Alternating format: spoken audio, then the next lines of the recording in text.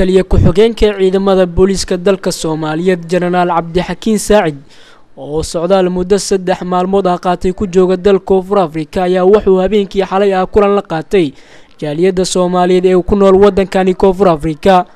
kulankani oo ka dhacay xaafadda Belfil ay Soomaalidu ku badan tahay ayaa waxaa ka qayb galay gudoomiyaha jaaliyada Soomaaliyeed ee gobolka Western Cape, gudoomiyaha guddiga ganacsatada Soomaalida ee xaafadda Belfil, odayaal dhaqameed, dhalinyaro iyo waxgarad kale oo aad u fara badan.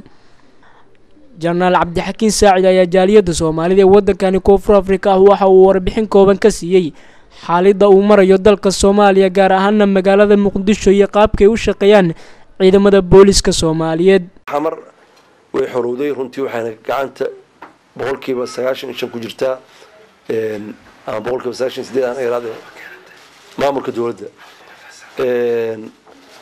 waxaan si lama filaana runtii aan u xaqiijinay in nabadgelyada loo sugo meelo muhiim ah sida suuqii bakaaraha oo aragteen oo meel ganacsi weyn ka socday ah oo runtii dadku ay baqdin weyn geliso, taasaana keentay runtii xiriir aan muddo wadnay iyo shirar waxgaradka ganacsatada, aqoon-yahanada, ururada bulshada intaba in ay gacan naga siiyaan amniga.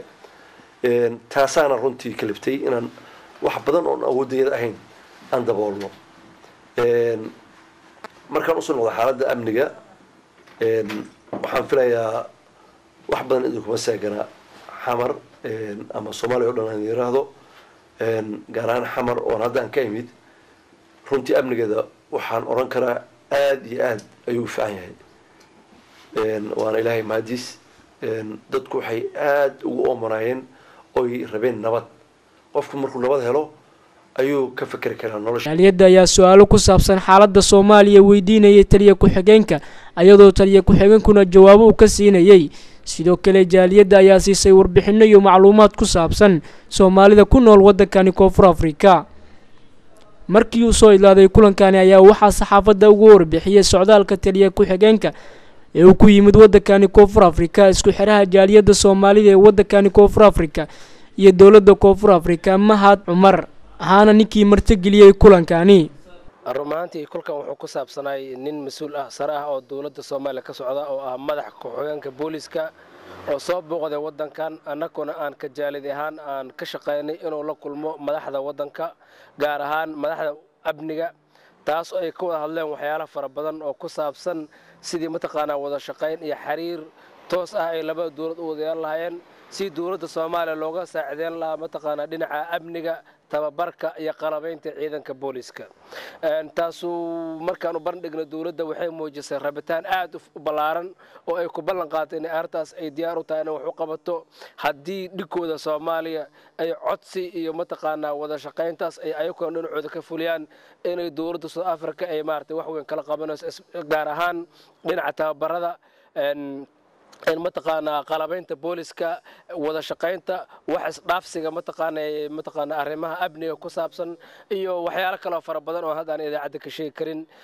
waxaa kaloo jirta ay dawladdu ballan qaaday haddii ay maartay dawladda Soomaaliya ay codsi dhab ah oo ku saabsan duruufaha ay qabaan in ay wax ka qabanayso ay si gaar oo ballan qaadeen. arrintuna shirkuna si wanaagsan baa ku dhacay.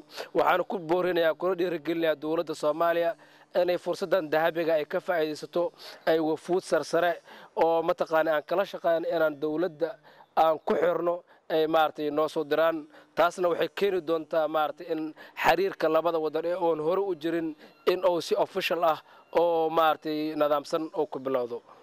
kulankani ayaa ku soo ilaaday jawi aad u wanaagsan, iyadoo taliye ku-xigeenka ciidamada booliiska Soomaaliyeed Jenaraal Cabdixakiin uu isla habeennimadii xalay ka ama baxay wadankani Koonfur Afrika, isla markaana uu aaday magaalada Muqdisho ee caasimadda wadanka Soomaaliya. Cabdillaahi Qorshe, Royal International TV, Cape Town.